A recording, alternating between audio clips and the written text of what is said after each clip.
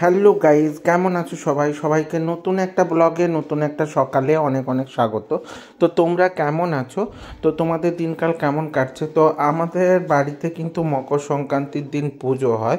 মকর সংক্রান্তির দিন একটা স্পেশাল পুজো, সেখানে কিন্তু আতপ চাল এবং আদা বেটে নেওয়া হয়, দিয়ে কিন্তু ফল প্রসাদ এবং চিড়ে প্রসাদের সাথে ওই আতপ চালটাকে মিশিয়ে একটা স্পেশাল ধরনের ভোগ দেওয়া হয় ভগবানকে।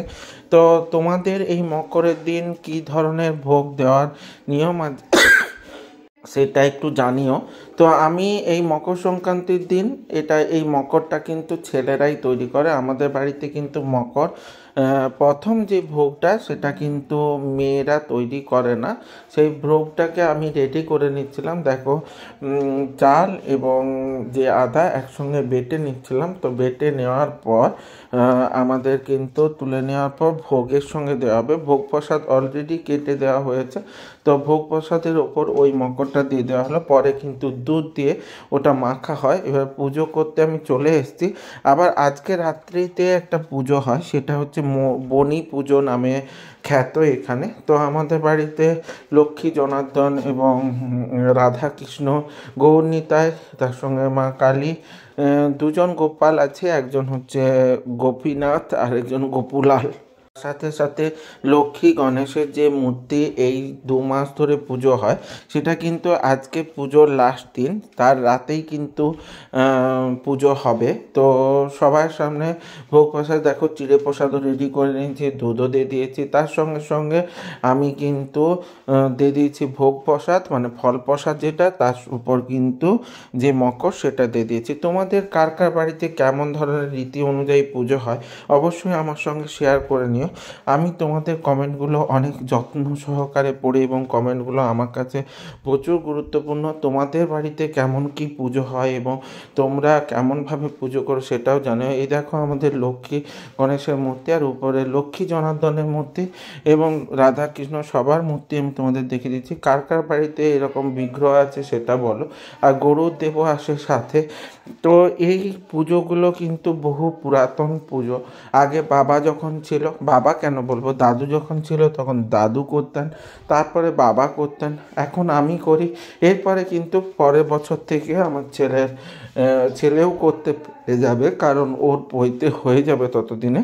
তো এই যে জন্মান্তর ধরে বা দাদু, তারপরে বাবা, তারপরে ছেলে, তারপরে নাতি, এরকম যুগ যুগ ধরে চলে আসা যে পুজোগুলো বা তাত্ত্বকথা নিয়ম অনুযায়ী যেসব পুজোগুলো হয়ে আসছে, সেগুলোর একটু মাহাত্ম্যই অন্যরকম হয়। এই অধিকারী বাড়িতে কিন্তু মকর সংক্রান্তির দিন একটা মহৎ পুজো হয়ে থাকে।